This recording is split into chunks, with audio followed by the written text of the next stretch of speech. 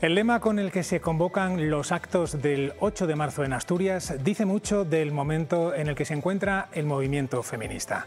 Avanzamos imparables. Es una frase que expresa dos evidencias: que en el campo de la igualdad y los derechos de las mujeres se ha avanzado, pero también que el movimiento no se detiene, quizás porque todavía queda mucho por hacer.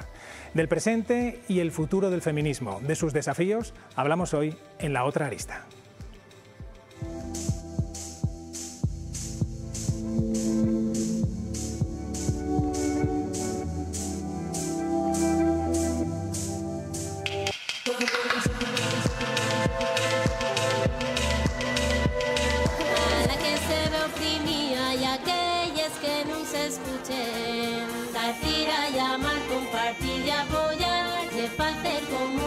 Sororidad, que nadie se pare o se quede para atrás, pues juntos cantamos por la libertad. Soles nunca nos sentimos, porque juntos caminamos, y al patriarcado demostramos que en la lucha hay que seguimos. Compañera, dame tira, llevo yo grando derechos, pales que viven en el centro y pales de una colomina. Dar, tira, llamar, compartir y apoyar. En el programa de hoy seguro que hablamos en varias ocasiones de desigualdades o de discriminaciones, pero vamos a comenzar hablando de una de ellas con cifras, Patricia, la que tiene que ver con el mercado laboral. Pues es una desigualdad que queda patente ya en los datos del paro registrado, que de hecho hemos conocido esta misma semana, los correspondientes al mes de febrero. Hay en Asturias cerca de 55.000 desempleados, 22.600 son hombres y 32.300 son mujeres. Y lo vemos claro también en la última encuesta de población activa, la EPA del cuarto trimestre de 2024, que refleja una diferencia de casi 4 puntos en la ocupación de hombres y mujeres. Así las cosas, al finalizar el año había en Asturias unos 429.000 ocupados, 220.000 hombres y casi 207.000 mujeres. Son alrededor de 16.000 menos. Así pues, hay menos mujeres trabajando que hombres, pero además las que trabajan cobran menos. Pues efectivamente, en lo relativo a los salarios, vamos a ver que la diferencia es aún mayor. Murcia, La Rioja, Aragón y Asturias son por este orden las comunidades con una brecha salarial de género más acusada. Es lo que recoge un informe reciente del Instituto de las Mujeres. Además, en el caso de Asturias, como vemos, supera el 19,5%. Son más de 2 puntos por encima de la media nacional. ¿Y esto cómo se refleja en las nóminas? Pues vamos a ver la diferencia en los salarios netos mensuales. En el caso de los hombres asturianos hablamos de unos 1.700 euros, cifra que contrasta con los poco más de 1.400 que cobran de media las mujeres asturianas. Son, Nacho, casi 300 euros de diferencia. Trabajan menos, cobran menos y además lo tienen más difícil para llegar a puestos de responsabilidad en sus carreras profesionales. Pues es lo que se denomina el techo de cristal, que se refleja de forma muy significativa en este dato. Tomen nota. Apenas el 3% de las empresas españolas tienen como directora general a una mujer. Es un porcentaje, diríamos, que anecdótico, y pese a que las leyes de igualdad y paridad sí establecen unas cuotas a cumplir, observamos que la presencia femenina disminuye cuanto mayor es el cargo a ostentar, es decir, cuando crece la responsabilidad. Otro dato interesante: solo hay en España 7 mujeres presidiendo una cámara de comercio, de un total de, ojo, 81 instituciones camerales. Aquí en Asturias, ya lo saben, tenemos 3, Oviedo, Gijón y Avilés, y en los 3 casos presididas por hombres. Hay que recordar que la ley de paridad, la de 2023, determina que dentro de los consejos de administración de las empresas, es decir, en sus órganos de decisión, ningún sexo puede superar el 60% ni ser inferior al 40%. Pues bien, aquí en Asturias, como vemos, solo 1 de cada 4 empresas lo cumple. Las cifras hablan, gracias Patricia. Pues les hemos dicho antes que hablaríamos del presente y del futuro del movimiento feminista, pero vamos a comenzar con una mirada al pasado, en concreto al año 1978. Pretendemos denunciar la situación de discriminación real en que se encuentra la mujer trabajadora, entendiendo por tal no solo la que trabaja fuera de casa, la asalariada, sino también la que realiza ese trabajo no reconocido como tal, ese trabajo sin sueldo, sin horarios, sin domingos, sin vacaciones, ese trabajo que se ven obligadas a realizar todas las mujeres, ya trabajen fuera o no, y que sin embargo no se considera y se denomina sus labores o se dice que no trabaja. el dedal, la sartén, el estropajo, en el futuro, ¿para quién va a quedar? ¿Para la mujer o para el hombre? Bueno, nosotros pretendemos la socialización de todas las tareas domésticas, lo cual implica que no haya ningún trabajo específico ni de la mujer ni del hombre, sino que todos los trabajos se realicen tanto por el hombre como por las mujeres, que tengamos acceso al trabajo social como cualquier hombre y en las mismas condiciones. Esta noche están con nosotros en la otra lista 3 mujeres, Raquel García, Naya Fidalgo y Aquilina Fuello. Muy buenas noches a las 3. Buenas noches. Una reflexión sobre este total que acabamos de escuchar. Han pasado muchos años, pero la reivindicación se podría traer al día de hoy. Sí, Raquel. La reivindicación se podría traer al día de hoy y de hecho, bueno, se puede añadir que incluso siendo un trabajo el de los cuidados muy esencial y reconocido hace relativamente poco como fue la pandemia, la importancia de los cuidados en todos los sentidos de las personas dependientes y de nuestros hijos o nietos, es importante también tener en cuenta que tampoco se ha dignificado a quien lo ejerce, que mayoritariamente son mujeres. ¿Estás de acuerdo, Aquilina? ¿Podríamos traer esas declaraciones a hoy? ¿No chirriarían? No chirriarían para nada. Yo creo que además ahora es algo de lo que podemos hablar con mucha más claridad y más datos sobre la mesa, ¿no? Hay muchas investigadoras, por ejemplo, como la socióloga Ángeles Durán, ¿no? que han puesto sobre la mesa que el cuidado sigue siendo una tarea de las mujeres. Ella habla de una clase social que se llama el cuidatoriado, que está constituida por las mujeres que cuidan bueno, porque somos una especie que necesita cuidados. No sobreviviríamos la especie humana si no tuviésemos cuidados en la infancia, en la vejez, en las épocas en las que somos más frágiles. Y ella dice que esa clase del cuidatoriado, pues lógicamente es una clase que se constituye con el tiempo que se ha expropiado a las mujeres, dando por hecho que somos nosotras las que tenemos que poner ese tiempo para reproducir la fuerza de trabajo, ¿no? Luego veremos un gráfico, unas cifras que demuestran efectivamente que el tema de los cuidados sigue siendo cosa de las mujeres. Naya, ¿has visto? Televisión en blanco y negro y sin embargo lo que se dice... seguimos con esa misma idea, ¿no? Queremos al final que él también pueda coger el estropajo y que no pase nada. Y es algo que, por ejemplo, desde los grupos de participación movemos un montón, ¿no? Es ese cambio que mi abuela quería y yo sigo queriendo. Y al final eso es lo que hace que la lucha feminista avance hacia un futuro. Si tuvieran que elegir una reivindicación de las muchas que se ponen sobre la mesa cada 8 de marzo, ¿cuál elegirían? ¿Y por qué? Creo que desde la Asamblea siempre hay un factor común y es la pedagogía o lo que podemos llamar educación permanente, ¿no? Que podemos hablar de la educación a lo largo de la vida. Y el feminismo y los feminismos lo que traen sobre todo es la pedagogía de que otra forma de vivir, de repartir las riquezas, los cuidados y la vida en general es posible.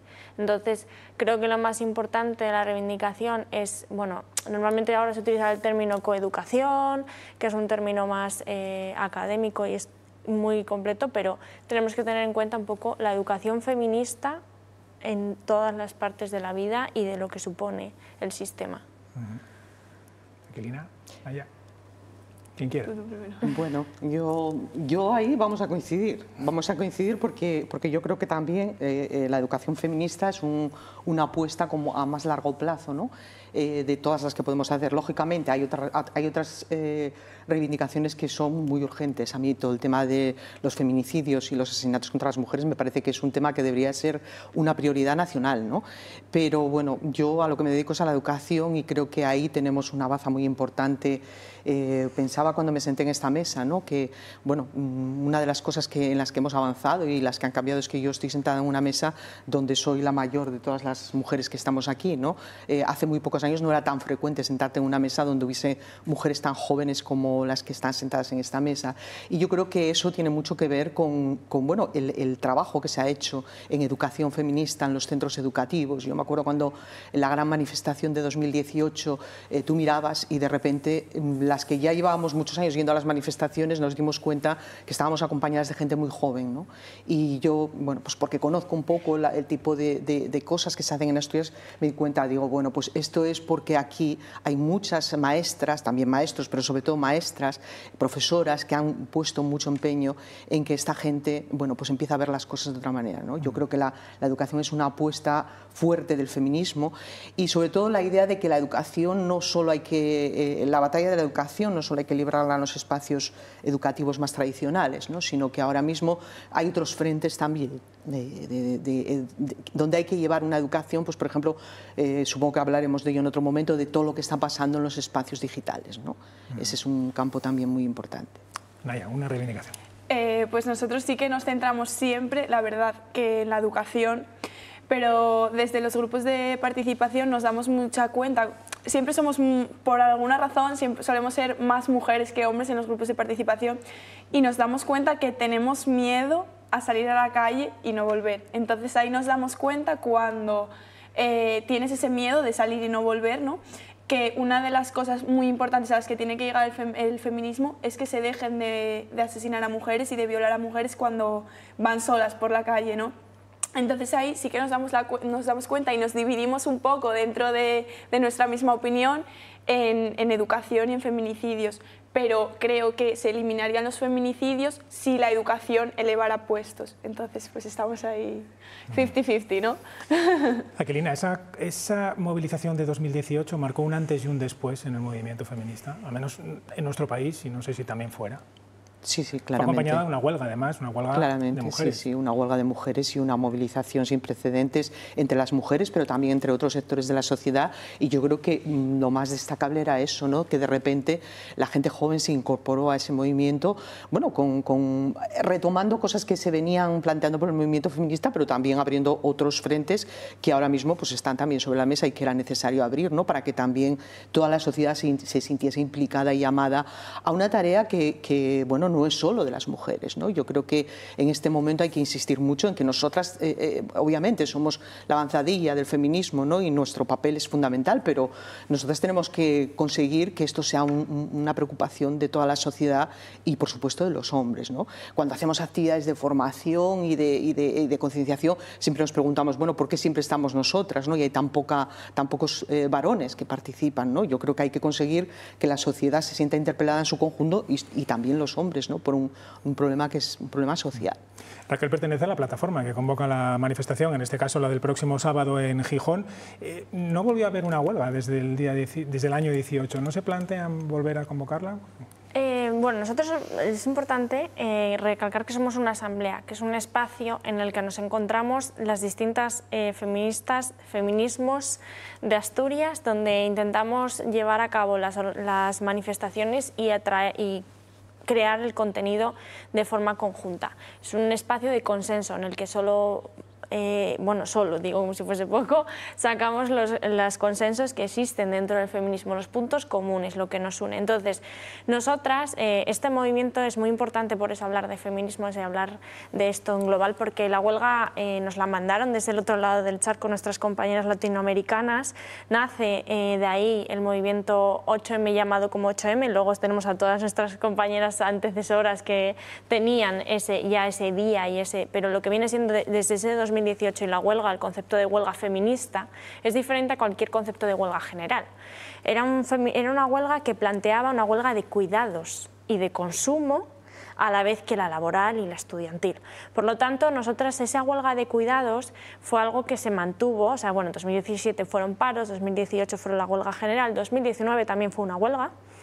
Y 2020, antes de la pandemia, que quedó diluido porque fue el mismo mes, teníamos una huelga de cuidados aún y de consumo. Es así que la intentamos mantener. Pero es cierto que la realidad actual, la Asamblea nos se lo plantea todos los años, no es el momento de crear una huelga en ese sentido, porque para que fuese una huelga de verdad incidente, tiene que haber un trabajo previo, tiene que haber un objetivo común de trabajo, y la realidad es que el feminismo desde la pandemia hasta ahora ha tenido un buen golpe de la extrema derecha y ha supuesto que muchas compañeras nos viésemos afectadas, enfrentadas con cuestiones que en el 2018 habíamos conseguido acercar y otras nuevas que llegaron en el 2018. Por lo tanto, la huelga ahora mismo no tendría, para que fuese una huelga feminista, no, podríamos sacar adelante una huelga laboral, una huelga de cualquier otro estudiantil, se sigue manteniendo, sí, pero no vemos que una huelga feminista como la que concebimos y con los objetivos que concebimos sea el momento de hacerla ahora. No hay huelga laboral, no hay huelga feminista, pero efectivamente hay una huelga estudiantil el viernes convocada. Sí, desde el Sindicato de Estudiantes este año nos la plantearon para el día 7 con un objetivo no tanto de salir a la calle como se hace otros años para salir a la calle el día 8, sino nos la plantean más como una jornada reflexiva y educativa, para poder asistir a los actos institucionales que hacen cada ayuntamiento, poder disfrutar de esos manifiestos y esas reivindicaciones que proporciona cada ayuntamiento. Y sí que se van a hacer 2 concentraciones en la Plaza del Parchís en Gijón y en la Plaza de las Candelaria en Oviedo a las 12, con el propio manifiesto que presenta el Sindicato de Estudiantes, pero aún así lo prestoso, ¿no?, que, como diría yo, sería asistir a los actos institucionales en los que nos muestran esa reivindicación a nivel de la ciudadanía, ¿no?, a nivel de, no de toda España, sino yo soy de Mieres y a mí me van a presentar ¿cómo diría, no?, un manifiesto que representa ese Mieres, ¿no?, ese feminismo en Mieres, y ese va a ser el manifiesto que yo voy a disfrutar y que yo voy a escuchar. Entonces hay que bajar a la calle y salir a gritar todas juntas. Hablaba Aquilina hace un instante de la necesidad de colaboración con los hombres en la lucha feminista. ¿Cómo se justifica el hecho de que en estas manifestaciones haya zonas mixtas y zonas no mixtas, en este caso femeninas? Pues ¿Cuál mira, es la explicación? Lo que hablaba yo antes de cuál era la reivindicación, es muy importante hablar de la pedagogía, o sea, yo lo que planteaba es la educación permanente, que va pues en el ámbito educativo académico, que podríamos decir, o de centros educativos, y vamos también a la educación social, que mira, yo por profesión, por defecto, practico, y esto tiene que ver con la pedagogía feminista. Es decir, nosotras, eso fue una pedagogía política, no se había planteado a un paisano que lleva toda la vida militando a tu lado en organizaciones políticas de izquierdas o progresistas que, oye, compañero, tú vas detrás. No hablas por mí. Yo puedo hablar por mí y puedo hablar por ti y puedo plantear que vayamos juntos, pero porque siempre has tenido el foco, siempre lo que hablamos del mansplaining, que es una cosa que igual ya normalizamos más, ¿no? Pero era algo que no se concebía. Entonces realmente antes incidíamos mucho en nuestra cartelería en informar que había una parte mixta y no mixta. En la parte no mixta que planteamos de mujeres también siempre hemos incluido las disidencias de las identidades sexuales, por lo tanto somos mujeres y disidencias, no únicamente mujeres cis, y teníamos ese contenido político, pero es cierto que aquí hace unos años nos hemos observado que una vez que tú planteas esto, ya no suele haber un paisano que venga. Yo ya me acerco a la zona ¿no?, que voy en el cordón de seguridad con el chaleco amarillo indicando dónde colocar las pancartas, me acerco a los compañeros de los sindicatos y me dicen ya sé que voy para atrás, ya sé que voy atrás. Entonces sigue habiendo una necesidad de crear espacios para mujeres. Hay muchas organizaciones dentro de la Asamblea que se prestan a crear los bloques no mixtos y que bueno, intentan hacer todavía esa pedagogía para todas las nuevas que se acercan, pero a nivel de la Asamblea tenemos muy claro que una vez que sacamos nuestra infografía, movimiento feminista, batucada, movimiento feminista, partidos y sindicatos, ya la gente tiene claro que la pancarta la cogen las mujeres ese día. Bueno, vamos a cambiar de tema porque al inicio del programa les ofrecimos unos datos sobre el mercado laboral y la discriminación que sufren las mujeres en el mercado laboral. Vamos ahora a ver con otros datos dónde puede estar uno de los orígenes de esa discriminación, en lo que comentábamos hace un instante, la cantidad de tiempo que las mujeres le dedican a los cuidados. Patricia. Pues sí, en ese capítulo de los cuidados también se evidencian unas diferencias notables. Lo vemos respecto a 3 variables y con datos de la encuesta de percepciones sobre igualdad entre hombres y mujeres y estereotipos de género del CIS, del Centro de Investigaciones Sociológicas. Vamos a ponerle tiempo a esos cuidados. Las mujeres dedican el doble de tiempo al cuidado de hijos e hijas que los hombres. Son casi 7 horas y media de diferencia, 412 minutos versus 228. ¿Y quién se encarga de las tareas del hogar? Pues en esta variable observamos menores diferencias, pero aún así las mujeres son las que mayoritariamente dedican más minutos al día a esta cuestión. La horquilla es de unas 3 horas, 2 en el caso de los hombres. También se acercan los valores en lo que tiene que ver con el cuidado de mayores y de dependientes, aunque las mujeres dedican más tiempo, 6 horas de media, Nacho, alrededor de 5 horas en el caso de los hombres, que son 314 minutos. Gracias, Patricia. Bueno, pues quizás esto puede ser la piedra roseta de por qué luego esa discriminación laboral, porque esto tiene unas consecuencias. El dedicar más tiempo a los cuidados tiene unas consecuencias laborales. Angelina. Sí, obviamente. El tema de los cuidados es ahora mismo, yo creo que está identificada como una de las variables que es el lastre por el cual las mujeres tienen una brecha salarial y una brecha laboral. Las mujeres tienen trabajos temporales con mayor frecuencia que los hombres, pues porque eligen esos trabajos para poder tener el tiempo para cuidar. Tienen trabajos a tiempo parcial también por el mismo motivo y está identificado a nivel europeo y a nivel de nuestro país, ¿no?, como realmente el tema de los cuidados es un lastre para las mujeres. Y yo no sé, estos datos que dabais a mí me parecen un poco optimistas, ¿no? El otro día hacía una entrevista sobre este tema y yo iba pensando, ¿no? Habré yo un poco anclado en datos antiguos y tal, y de repente me subí en el autobús y empecé a ver, era la hora en la que los niños salen de las extraescolares, y empecé a ver subir niños con mujeres, niños con mujeres, niños con mujeres. Estuve 15 minutos en el autobús y no vi subir ningún padre con los niños, ¿no? Yo creo que estamos todavía ahí con mucha tarea por delante. Yo tengo una hija ya de 27 años y todavía en mi trabajo tengo compañeras que siguen teniendo la doble jornada y a las que oigo decir que tienen que ir a buscar a los niños, que tienen que salir a comprar el segundo plato, cosa que nunca oí decir a mis compañeros, ni entonces ni ahora, ¿no? Es como si nosotros tuviésemos hijos, pero parece que ellos no, ¿no? Y hombre, los tienen, obviamente, ¿no? ¿Y por qué creéis que se produce esta situación? Bueno, creo que al final tampoco, o sea, el machismo se construye desde el principio, es decir, cuando empiezan a reforzarse las capacidades en las infancias de las habilidades que pueden tener, de los roles que pueden tener, tampoco se permite a los hombres, se os permite mostrar que sois capaces de cuidar, que sois capaces de adelantar esto, ¿no? Y a nosotras se nos refuerza eso. Entonces, claramente, es mucho más complejo cuando llega el momento de maternar o paternar esto, pero es posible. Entonces, por eso es importante tenerlo en cuenta, que el feminismo es una cuestión desde la base, una cuestión en la que se construya todo esto. Entonces, también es muy importante hablar en este tema de lo que planteabas, ¿no?, de ese suelo pegajoso también, ¿no?, de que hay que tener en cuenta esto también a nivel, hablamos de este techo de cristal siempre, pero el suelo pegajoso es un término que es muy importante tener en cuenta, porque está ahí esa parte de ni siquiera puedo plantearme un trabajo a jornada completa porque tengo que maternar, porque tengo que cuidar. Entonces, bueno, creo que en este ámbito también hay, y el foco es importante poner en el tema de que tampoco a ellos se les permite paternar, porque el rol no lo permite. Entonces, creo que habría que generar muchos cambios en la manera en la que entendemos las relaciones y la construcción de las identidades. Bueno, pues llegados a este punto vamos a hablar de otro colectivo de mujeres que podríamos decir que están doblemente discriminadas, porque son mujeres y porque son migrantes, que curiosamente además es un colectivo social que muchas veces se dedica también al tema de los cuidados, profesionalmente el tema de los cuidados. Patricia.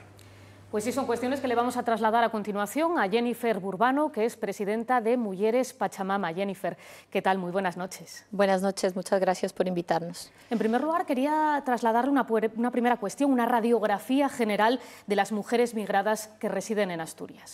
Pues mira, lo primero que quiero contarte es que la migración en Asturias es una buena noticia frente al envejecimiento de la población y la natalidad tan baja, pues la migración es una excelente noticia. Si tendría que hacer un perfil de las mujeres migradas en Asturias, primero tendría que decirte que principalmente provienen de países de Sudamérica como Colombia, Venezuela, Paraguay, para nombrar algunos. Sin embargo, encontramos mujeres de todos los países del mundo en Asturias, esa es una característica. Luego, también decir que son mujeres que migran entre los 20 y los 44 años. Y eso significa muchas cosas importantes. La primera de ellas es que llegamos en edades activas para el empleo. Las mujeres que migran, migran para trabajar. Y cuando se migra y se trabaja, lo que se genera es riqueza en Asturias. Y eso es importante, ¿no? Porque a veces caemos en el bulo de vienen a quitarnos el trabajo. Claro. No, venimos a construir mayor riqueza. La segunda característica es que en ese margen de edad también podemos subir esa tasa de natalidad, porque muchas mujeres vienen con sus hijos o muchas mujeres vienen a tener sus hijos aquí, ¿no? Y tercero, que todo esto lo que significa para Asturias es la posibilidad de rejuvenecer la población asturiana. Acabo con este perfil diciéndote una cosa. Hay un bulo que se repite constantemente y es la población migrante viene a usar el servicio sanitario, la salud y lo tiene colapsado. No es verdad. En este rango de edad los informes demuestran cómo la población migrante no es la que colapsa el servicio de salud ni asturiano ni español. Ahora bien, al margen de esos bulos, quería preguntarle por cuáles son los principales factores de vulnerabilidad a los que se enfrentan estas mujeres migradas. El principal, como tú lo planteas, es la pobreza, y la pobreza se traduce en que diariamente las mujeres ponen en riesgo sus mínimos vitales y eso las obliga y las somete, por ejemplo, a trabajos precarísimos. La segunda es la soledad y la falta de redes de apoyo que han quedado en sus países de orígenes. Y Patricia, quiero decirte una cosa, es muy complicado, la etapa más complicada de la migración es la reconstrucción de esa red de apoyo y de cuidado que hemos dejado en nuestros países. La tercera es el discurso de odio y los bulos, los discursos racistas. Parece que no, pero esos discursos hacen daño directo. ¿Y van increciendo? ¿Percibís que van increciendo en estos últimos tiempos? Claro, nosotras entendemos y atendemos a la normalización de esos discursos. Lo que antes era excepcional, hoy parece normalizado y la gente lo repite y lo reproduce gracias a que representantes políticos y gente de mucha influencia dice un bulo y luego, aunque lo rectifique, ya lo dijo, hay una intención realmente de dañar la imagen y la presencia de las mujeres que emigramos. Hablando de la presencia, es una cuestión importante el hecho de que las mujeres migradas y migrantes estén infrarrepresentadas, invisibilizadas, no solo en las estadísticas, por la influencia de todos esos factores que mencionábamos, por encontrarse en muchas ocasiones, no sé si se me permite usar la expresión, fuera del sistema. Sí, claro que sí. Estamos infrarrepresentadas, pero además porque se desconoce un hecho que es absolutamente real y es que hay una gran cantidad de mujeres a la espera de regularizar su situación. Que no es fácil. Las mujeres no dejan de regularizar su situación administrativa porque voluntariamente lo deciden, sino porque hay un sistema que se ha encargado de que todos esos procesos sean lentos. Lo segundo es porque la construcción de políticas, planes y programas no consideran las voces de las mujeres migradas. Se hacen desde despachos en los que no tenemos presencia. Y mira, esta es una lucha que le hemos aprendido al feminismo. Las feministas dijimos, queremos que dejen los paisanos de construir políticas para mujeres, de pensar qué es lo que queremos. Pues lo mismo nos pasa a nosotras. Claro, lo mismo nos pasa a nosotras. Somos nosotras las que queremos plantear qué es lo que queremos en esos programas, en esas políticas, en esas propuestas y en esas apuestas públicas por integrar a las mujeres migradas. Mencionaba como uno de esos elementos de vulnerabilidad el relacionado con la pobreza, que la sitúa, decía, en trabajos u ocupaciones que además no son las deseadas. Mirábamos antes, echábamos un vistazo a esos datos sobre los cuidados, principalmente dedicadas a los cuidados. Pues mira, yo no te puedo decir que en el caso de las mujeres migradas no sean deseadas. Creo que no son deseadas por las mujeres españolas y por eso ese trabajo de los cuidados los hacen mujeres que emigran. Lo segundo que tengo que decirte en este aspecto es que son trabajos absolutamente precarios y poco valorados o nada valorados socialmente. ¿Y eso qué significa? Cuando hablo de la precariedad en las mujeres migrantes, lo que quiero decir es que hay mujeres que pueden tener 2, 3 o 4 trabajos, que trabajan 12 o 14 horas y que aún trabajando toda esa jornada laboral no llegan a fin de mes.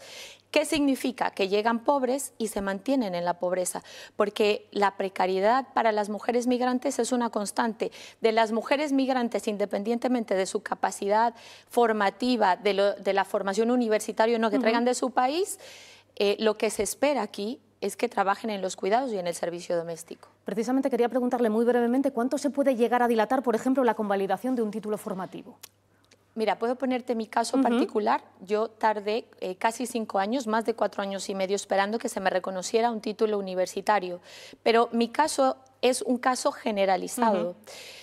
¿Y por qué es generalizado? Porque realmente no hay ningún interés público de las instituciones de agilizar el reconocimiento de títulos universitarios y de estudios de la población migrante. Hay un interés detrás de esa ralentización de procesos. ¿Y eso qué hace? Pues hace que las mujeres tengan que dedicarse a eso que se les ha asignado social e históricamente por la estructura de la sociedad española, que es el trabajo de los cuidados, pero además la sociedad pierde.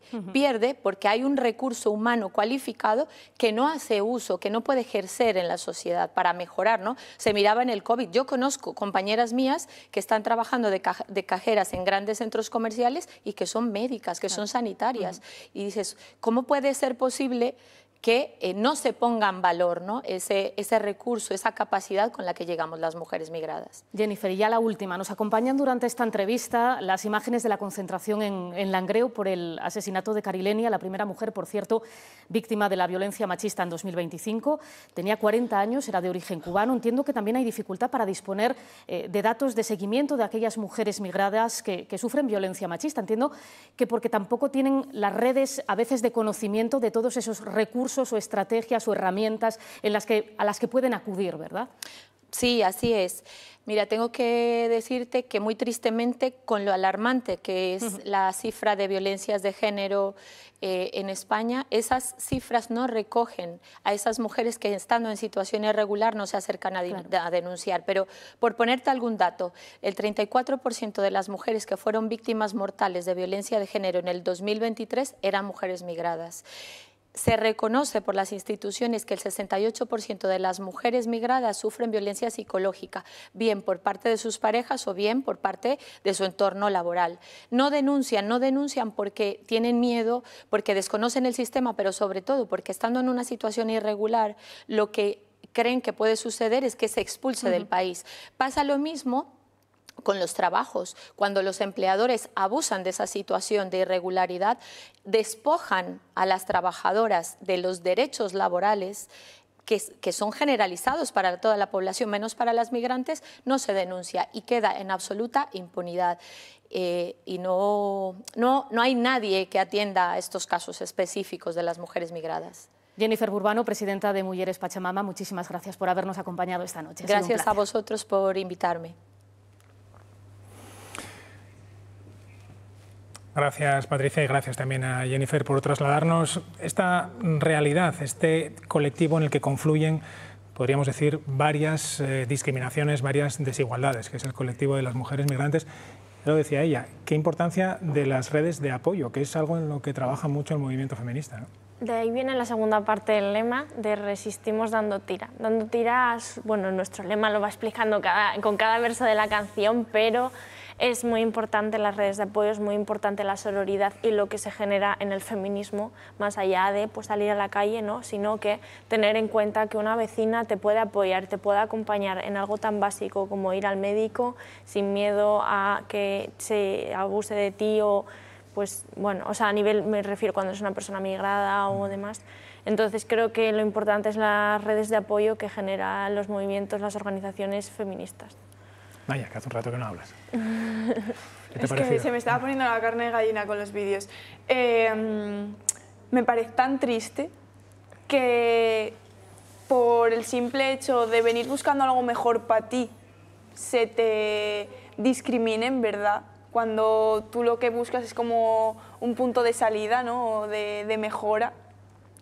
Era lo que decía ella, 5 años para que se aceptara que ella tenía un título universitario. ¿Cómo se puede permitir eso? ¿Cómo me estás diciendo que tenemos médicas formadas perfectamente, igual trabajando de cajera en un día?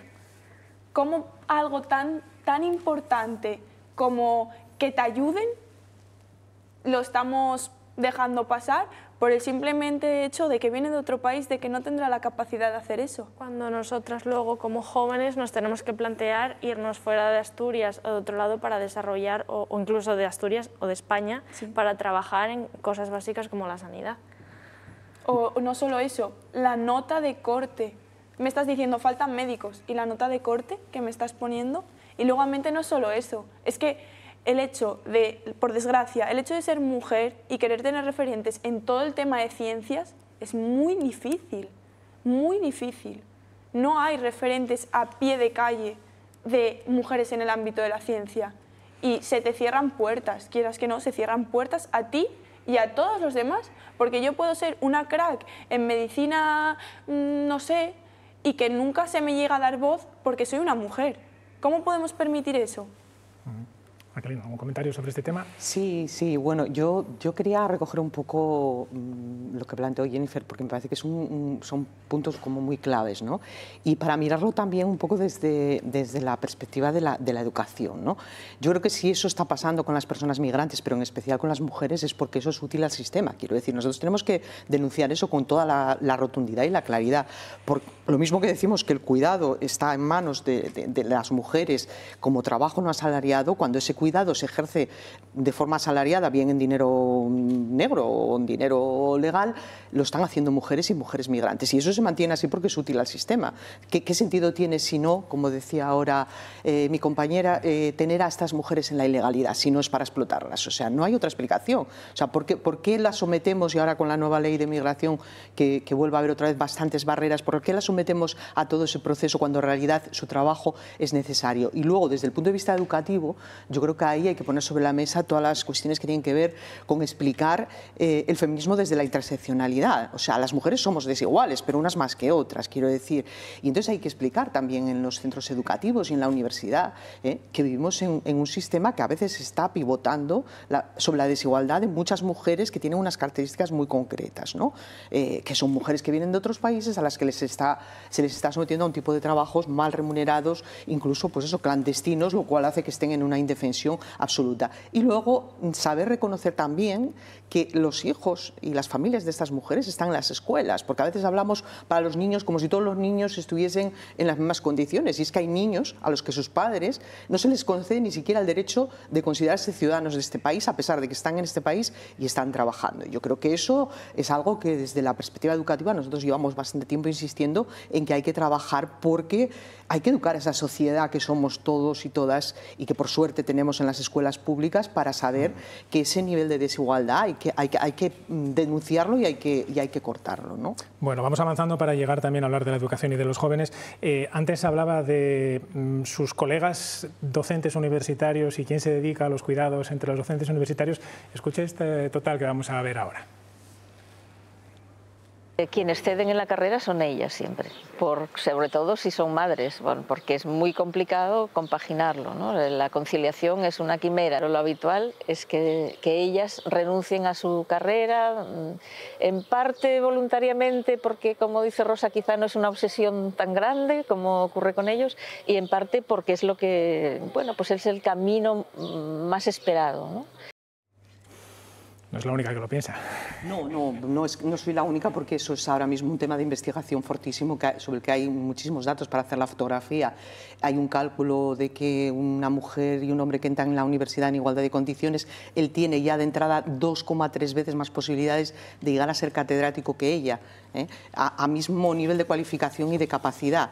Las catedráticas en España son el 20%, o sea, solo el 20% de las cátedras están ocupadas por mujeres, el 80% por hombres. ¿Qué es? ¿Que nosotros somos menos inteligentes o tenemos menos capacidad? Pues no, claramente Isabel Carrera está describiendo algo que es un tema, bueno, que está... Hay datos para aburrir. Nosotras hacemos formación permanente del profesorado, explicamos esto y hay datos para aburrir. Pero yo quiero poner el acento en uno, porque a veces se dice, bueno, eso son preocupaciones de mujeres blancas que tienen una carrera académica ya y están, digamos, bueno, sí, es verdad que nosotros tenemos una situación privilegiada a nivel social, pero yo creo que nosotras tenemos también una responsabilidad ahí, porque no es solo una cuestión de que las mujeres no estamos donde deberíamos estar en la universidad, en el trabajo en general, en la formación, sino que el conocimiento que se construye desde la universidad, nosotros construimos, la universidad construye el conocimiento que se dice científico, ¿no? y que es la base de la formación de los futuros profesionales que van a intervenir en la sociedad. Entonces, claro, si ese conocimiento está sesgado de base, porque está hecho por unas comunidades científicas en las que las mujeres no tenemos la presencia que nos corresponde, ese conocimiento es un conocimiento que no tiene calidad. Y eso ahora mismo está removiendo todos los campos del conocimiento. Porque las mujeres estamos planteándonos dónde están las mujeres, qué es lo que las mujeres, a pesar de haber estado poco, no han hecho, y qué pasa con el conocimiento que se ha construido sin tener en cuenta a la mitad de la humanidad, ¿no? Entonces, eso está, yo ahí sí que me atrevo a decir que el feminismo está haciendo una revolución importante a esos niveles, ¿no? Muchas de las cosas que creíamos antes no se pueden seguir manteniendo. Pues, por ejemplo, en arqueología se está poniendo en cuestión que los hombres no eran, parece ser, los que pintaban solo las cavernas. Y eso se está demostrando con pruebas de ADN que muestran que esas pinturas están hechas por mujeres, también, no solo, ¿eh? Entonces, claro, yo creo que estamos empezando a dibujar un mundo un poco diferente al que conocíamos gracias un poco al activismo feminista. El techo de cristal en el ámbito universitario, el techo de cristal en ámbitos públicos, en ámbitos privados. ¿Acabar con el techo de cristal es una cuestión de leyes, es una cuestión de poner normas o es una cuestión de voluntad individual o colectiva de las personas? Bueno, creo que en lo personal es político y en esto pues es importante, ¿no? Claramente pues habrá cuestiones voluntariosas de las personas y lo que es en el ámbito informal de la vida social, pues habrá que hacer cambios, pero a nivel legislativo y esto y todo lo que tiene que ver y que planteamos desde el feminismo son cuestiones de Estado, no son cuestiones únicamente de sería muy equivocado seguir el juego capitalista en el que hablamos de que la voluntad de cada individuo es, no, estamos hablando de una cuestión de Estado, de una cuestión política en la que hay que actuar y en la que hay que sentar precedente. Entonces, bueno, de cierta manera no podemos relegar las responsabilidades a personas o pequeños organismos, sino a toda la cuestión sistémica que tiene esto. Por lo tanto, sí que es una cuestión de leyes. De leyes y de todo y luego de quienes las aplican. Políticas, claro. Ana Yara, ¿qué piensas cuando ves ahora que hay empresas, grandes empresas, sobre todo por ahora en Estados Unidos, que hacen gala de que están acabando con sus políticas de igualdad? Se me pone la carne de gallina. Solo espero que, bueno, espero y confío y sé que con la lucha que estamos teniendo en España eso no lo vamos a llegar a permitir. Y si es que no puedo decir otra cosa que se me ponga la carne de gallina, o sea, de ver lo que está pasando en Estados Unidos y ver cómo la gente se está teniendo que ir de un país que al final que una potencia mundial esté echando a la gente que le está haciendo potencia. Es como, wow, o sea, ¿cómo puedes estar quitando derechos humanos? Es que son derechos humanos. Ese es el problema, estás rompiendo derechos humanos. No se va más ahí. Por ahora hablamos de Estados Unidos, pero Jacqueline, ¿tú crees que esto va a acabar llegando aquí? Hombre, yo espero que no. Espero que consigamos y desde luego desde el feminismo yo creo que vamos a poner todo el empeño para que no llegue.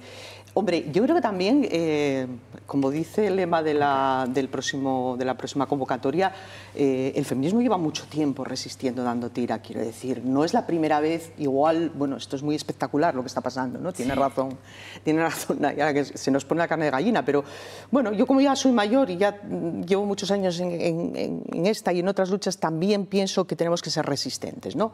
Si vivimos en un país que las mujeres resistieron una guerra civil y pasaron una transición, sabremos también, digo yo, afrontar esto y a lo mejor nos sirve como acicate, como dice Nayara, para tener más claro que hay que salir a la calle y que hay que decir que estos son derechos humanos y que desde luego nosotras no vamos a dar un paso atrás en ninguna de las reivindicaciones que tenemos ni los logros que hemos conseguido, como ya demostramos en otras veces, bueno, en otras ocasiones que hemos hecho, ¿no? Que hay que defender eso pues con toda la fuerza que tengamos y no permitir que eso retroceda. Obviamente esa lucha se pelea también en el escenario político y ese es otro juego, ¿no? Pero bueno, tendremos que saber también ahí cómo resistir, ¿no? Bueno, pues hay otro colectivo del que tampoco queremos olvidarnos esta noche en el programa y es el colectivo de las mujeres pensionistas, porque si hemos hablado de la brecha salarial, esta todavía es mayor cuando hablamos de la brecha de las pensiones. Raquel.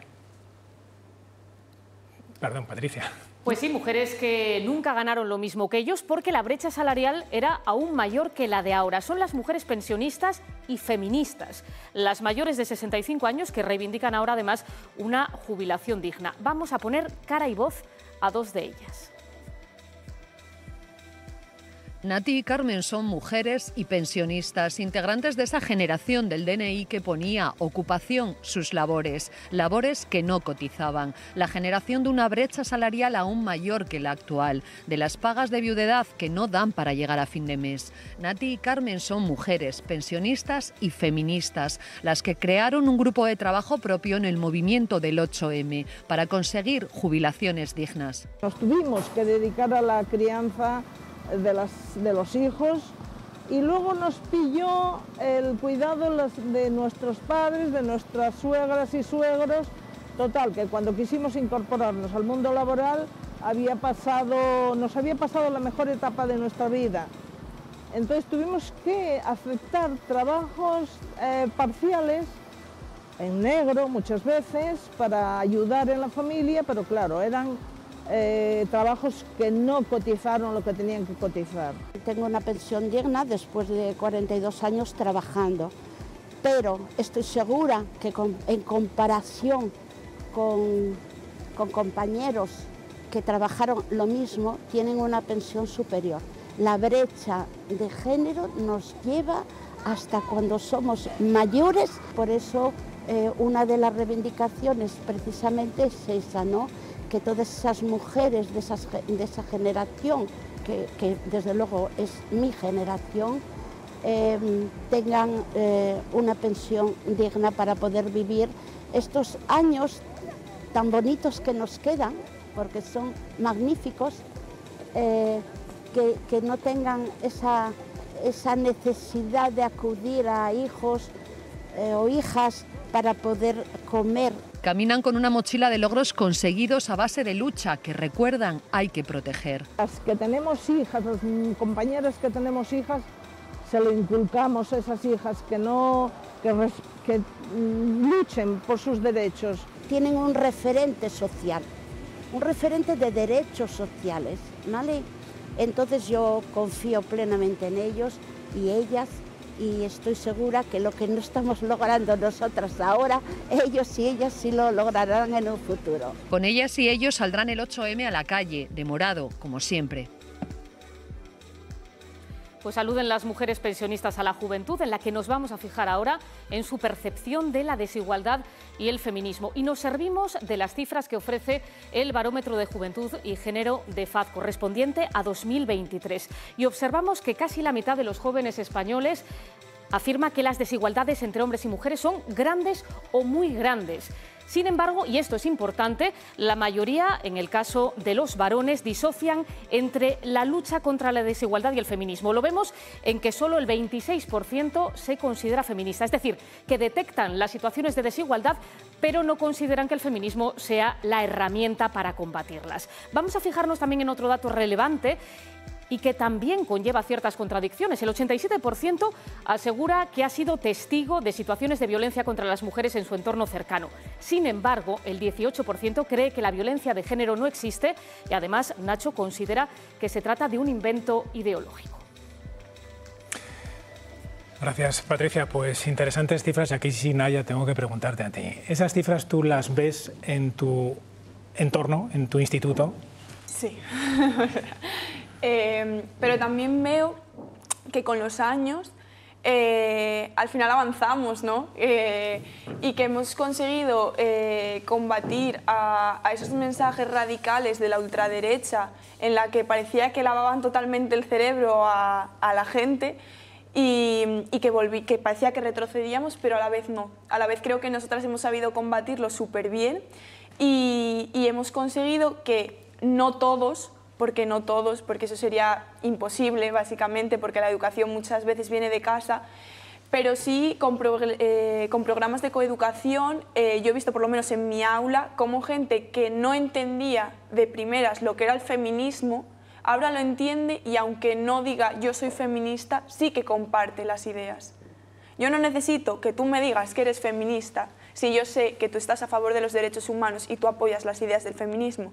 Porque muchas veces lo que pasa o lo que yo veo entre la gente joven es que tienen miedo a decir soy feminista, porque parece que ser feminista no está guay, que no mola, que mola mucho más decir yo voto a Vox, soy de ultraderecha. Perdón, pero tengo que decírtelo con todo el cariño y todo el respeto, pero no y así.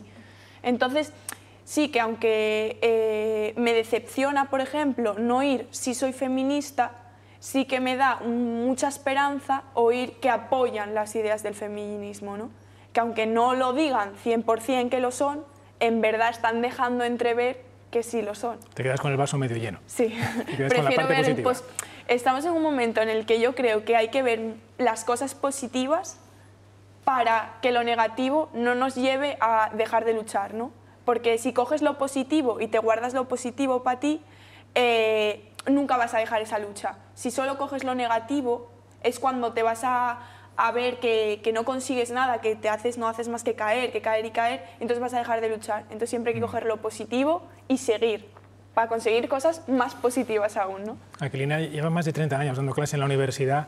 ¿En este ámbito has notado cambio en los alumnos? Estaba escuchando a Naya atentamente porque me interesa mucho escuchar lo que ella dice y yo creo que tiene razón, pero hay que analizar lo negativo para saber lo que está pasando, ¿no? Porque efectivamente hay muchas personas jóvenes concienciadas sobre lo que es el feminismo, aunque no se llamen feministas, pero ser feminista fue cool a partir de 2018, antes no había sido cool, ¿eh? Nosotros éramos las feminazis que andábamos por ahí predicando en el desierto como si estuviésemos dando las 1000 voces, no nos escuchaba nadie. Yo me acuerdo que íbamos a las manifestaciones y éramos allí 5 o 10, yo me acuerdo que iba con mi hija y en un momento dado pensé, dijo, mejor que no venga porque igual de vernos aquí a todas solas y tan mayores se vuelve antifeminista. Y en 2018 cambió el ciclo, ¿no? Cambió el ciclo y entonces ya empezó a ser cool ser feminista y hasta la publicidad es feminista. Yo creo que ahí hay que analizar qué pasa, esto negativo que está pasando, por dónde viene, ¿no? Y yo creo que ahí hay que darnos cuenta que estamos en una época de capitalismo digital, o sea, aquí ahora los datos y todo lo que sucede en el ciberespacio es una mercancía que las grandes corporaciones están manejando y que los grupos políticos también están manejando para influir en la población. Y eso antes no funcionaba así. Yo creo que ahora hay ahí toda una serie de movimientos de ultraderecha, obviamente, pero también capitalistas que hacen que el feminismo moleste. Y entonces lo que se hace es armar a grupos contra el feminismo desde las redes sociales. Yo creo que eso tenemos que tenerlo muy claro, porque eso lleva pasando hace tiempo. Son grupos organizados que además tienen detrás mucho dinero, tipo Foro Coches y similares, que están dentro de las redes pero también salen fuera. Nosotras hemos tenido ataques de estos hombres de la manosfera, ¿no? Que vienen a nuestros actos a hostigarnos, ¿no? Y que tienen, que es lo más preocupante de todo, mucha capacidad de influencia en ciertos sectores juveniles. Ciertos sectores juveniles que en un momento en que están en épocas como la adolescencia, que a lo mejor tienen una situación vital complicada, como siempre lo es, del paso de la niñez a la adultez, ¿no? Bueno, pues de repente encuentran a alguien que les canta, ¿no? Que les canta una serie de cosas que les pueden sonar bien, ¿no? Y que les hacen, bueno, pues entender el mundo de una manera que es más cómoda, ¿no? Pues no es que tú estás mal, es que hay unas feministas, iba a decir un taco, no la voy a decir, que te ponen a las mujeres en contra, ¿no? Y yo creo que eso hay que analizarlo y hay que trabajarlo muy bien para, como dice Nayara, pues entrar en los centros educativos y analizar con las personas jóvenes qué es lo que está pasando en ese ámbito que se nos está escapando a la sociedad en general, a las familias y a los docentes. En los centros educativos en general podríamos decir que la educación en igualdad, la coeducación ha mejorado en los últimos años, pero puede resultar que lo que se aprenda en los centros educativos luego en las redes sociales se desaprenda, por utilizar una palabra que no existe. No. Creo que hay que analizar las cosas con todo el contexto y como acabáis de plantear las dos, súper importante, aparte de la visión, intentar ser esperanzadoras, tener en cuenta el pasado y nosotras siempre hablamos de nuestras antecesoras y de todo lo que fue el feminismo. Yo que soy una cosa intermedia, ¿no? Que soy de esa generación que la adolescencia me pilló en la ola 2017-2018, que lo alternativo, lo diferente, lo que te hacía enfrentar a la normatividad era ser otra vez feminista, ¿no? Y ser este feminismo interseccional que daba ese paso más allá de los feminismos que nos acercaban, lo poco que nos acercaban, que era como muy catedrático académico. Hablabas de Olimpia de Gos, de figuras grandes que decías, yo cómo me voy a sentir identificada con ella, ¿no? Por mi realidad personal ahora. Pero claro, eso ha llegado el capitalismo, lo ha llevado a todos los puntos que le ha interesado, a la publicidad, ha vendido la parte del discurso que más le gustaba, se ha mimetizado con ello, pero lo ha banalizado de una manera que claramente pues, genera resistencias. Y yo creo que en las escuelas todavía queda mucho por trabajar, porque se ha llegado de una forma un poco sin tener en cuenta todo, ¿no? Esa parte, sino desde la banalización a veces de muchos trabajos que hacen compañeras, como la que tenemos en la mesa, increíbles, y que hay que tenerlo en cuenta de forma bien y profunda y poder acercarlo. Por lo tanto, creo que al final, bueno, pues lo alternativo ahora es la resistencia a esto. Desde las redes se llega a este discurso, pero hay que tener en cuenta que al final es una construcción y que igual quizás no es el mensaje prohibicionista de las redes, sino generar otras figuras o ponderar esas figuras que ya existen, porque hay muchísimas otras compañeras y compañeros que en las redes sociales tienen un discurso completamente diferente y construido y que puede ser al final la vía, porque no vas a decirle entonces al joven que utiliza las redes que deje de ver el móvil y que es que tiene que ir al curso del instituto. Bueno, no, es que claramente igual el curso del instituto pues no es lo que más le apetece a un chaval de 15 años. Entonces, bueno... ¿Es una batalla perdida, Kelina, lo de las redes sociales? No, no, que va, para nada. Para nada. No, nosotros estamos haciendo tesis con doctorandas que están trabajando para saber qué está pasando ahí. Por ejemplo, tenemos una tesis que tuvo también un reconocimiento del Instituto de la Mujer, bueno, cuando era un trabajo fin de máster, ahora va a ser tesis, donde estamos estudiando qué pasa con los influencers que consumen las niñas y los niños de quinto y sexto de primaria y qué tipo de información les están transmitiendo sobre su educación afectivo-sexual o sobre la pornografía. Y claro, eso es lo que nos está llevando también a poder trabajar con profesorado, con familias, para que sean conscientes un poco de lo que se está jugando ahí. Para, como decía Raquel, no prohibir, porque la prohibición no lleva a ninguna parte, pero sí ayudar a hacer un consumo responsable, sabiendo un poco qué es lo que está pasando y manejando, bueno, pues unas informaciones que vienen de unos sujetos que teóricamente están ahí como un poco por azar, pero que no están por azar en absoluto, están financiados duramente por muchas empresas, incluso por algunos sectores de la pornografía. Entonces, oye, hay que saber también proteger los derechos de una infancia que tiene derecho también a vivir en unos contextos donde no se les esté embutiendo ahí una información que es perjudicial para su crecimiento, ¿no? Yo ahí me gustaría, añadir que ahí está el punto de que el feminismo actual y que incordia es el feminismo anticapitalista, ¿no? que trabaja, porque al final el capitalismo lo que ha hecho y la derecha que lo impulsa o lo sostiene ha hecho que sea una nueva forma y las redes son una nueva forma, por lo tanto hay que crear el contradiscurso, bueno ya existe, hay que impulsar el contradiscurso desde ese lado, desde el punto de vista, ¿no? Y hay que ver qué pasa para, en efecto, ser prácticas, ¿no? Y enfrentar al capitalismo desde ese lado. Está difícil la tarea, ¿eh? No es nada fácil, pero bueno, hay que hacerlo. Yo, por ejemplo, en el tema de las redes sociales, algo que veo que, por ejemplo, nosotros desde los grupos de participación hacemos es contra esos vídeos populares, por decirlo de alguna manera, de ideas de ultraderecha. Nosotros los combatimos con ideas feministas, ideas de educación pública, de sanidad pública, todo que tengan que ver con causas que en cuanto a la participación nos incumben, activismo social. Sí que vemos que lógicamente no llegamos al alcance que tienen ellos, porque al final no tenemos los medios que ellos tienen, pero sí que vemos que tenemos ese alcance. Entonces, las redes sociales se pueden usar bien, y se pueden usar muy bien. Y los jóvenes tenemos cómo usarlas bien y sabemos cómo se puede hacer bien. Entonces, ahí está esa brecha, ¿no? Si nosotros queremos, y yo hoy me pongo, desde hoy hasta dentro de que acabe el año, a crear contenido y crear contenido y crear contenido feminista, hoy, mañana, pasado y así, pasándome los comentarios, sinceramente, por donde me quepan, sé que voy a llegar a un alcance en el que posiblemente, mínimo, en toda España se haya visto un vídeo mío. Porque cuando un vídeo se te hace viral, mucha gente te conoce. Y con conseguir que un vídeo se haga viral y sea un vídeo hablando de feminismo, ya vas a conseguir que llegue a mucha gente. Y entonces lo que vas a hacer va a ser, a contra un vídeo de la ultraderecha, vas a tener un vídeo feminista que lo rebate, ¿no? Entonces eso, aprovechar ese impulso que nos da las redes sociales a estar en toda España, por decirlo solo en nivel de España, y aprovecharlo como nosotras queremos que se use, ¿no? En el buen sentido de decir, pues yo voy a hacer divulgación sobre el feminismo para que aquellos a quien no les llegue esta información les pueda llegar por otra forma, ¿no? Bueno, estamos llegando al final. Vamos a ver un último vídeo y os voy a pedir una última reflexión sobre este asunto. Vamos a ver el vídeo y lo comentamos. Los derechos de las mujeres y lo privado que se expone en el espacio público y todo eso, que hay una reacción por eso hay una reacción tan fuerte para frenar justamente esos avances, ¿no? Siempre hay una reacción cuando hay pasos adelante, eso es así. Entonces lo que hay que hacer es resistir y avanzar.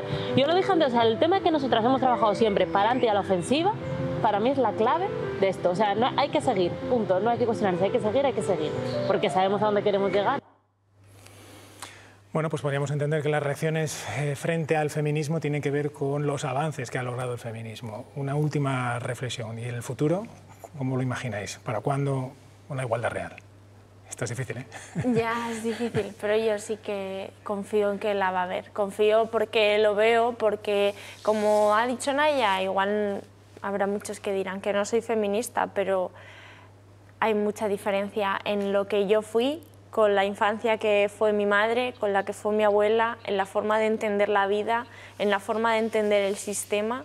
Por lo tanto, creo que sí, claramente que va a haber un momento en el que haya una igualdad, en el que tengamos en cuenta todas nuestras realidades como mujeres, y yo confío mucho en que el feminismo es imparable, y lo ha sido y lo será. Es que tenemos una historia muy larga y no vamos a parar de seguir avanzando. Raquel lo tiene claro. Naya y...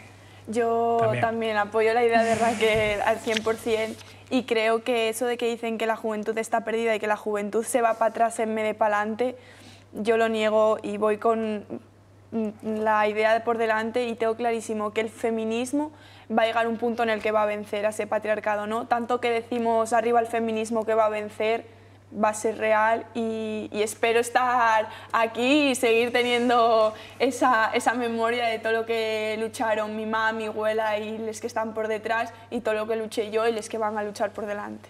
Raquelina, tiene la última palabra. Sí, bueno, después de lo que acaba de decir Raquelina ya es difícil dar una última palabra, pero efectivamente nosotras somos una parte de la corriente, quiero decir, eso va a salir, no sé cuánto va a tardar la igualdad plena, pero desde luego va a llegar, porque tenemos, como decía Naya, las referentes, ¿no? Las abuelas, las madres, las hermanas y todas las que estamos ahí. Hay mucha tarea, hay mucho trabajo, pero hay mucho poder también en nosotras, ¿eh? Yo creo que lo tenemos bastante demostrado, que hay mucho poder en las mujeres. Y me quedo con una reflexión que hacía Naya de ellos tienen los medios, ellos tienen el poder, por ejemplo ahora el digital. Nosotras tenemos la resistencia en los espacios de apoyo mutuo. Y yo creo que ahí va a haber, tal como vienen los tiempos, con Trump y toda esta avalancha de extrema derecha, yo creo que esos espacios vamos a tener que hacernos fuertes ahí, en los espacios del tú a tú, del cara a cara, y donde tú puedes romper lo que viene, bueno, de otros espacios que sí pueden ser muy seductores, pero son más ajenos. El día a día, yo creo que es el día a día la resistencia que podemos hacer las mujeres. Pues aquí terminamos. Gracias a las tres por acompañarnos esta noche. Gracias también a todos ustedes. No lo hemos dicho, pero algunos de los vídeos que han visto son fragmentos del documental Dame tira compañera, un reportaje del año 2023 que produjo Radio Televisión del Principado de Asturias, la RTPA, y que vamos a volver a emitir el próximo sábado a las 10:30 de la noche, precisamente el 8M. Esa conmemoración es la que hoy queríamos analizar en este programa. Gracias a todos ustedes y hasta la semana que viene.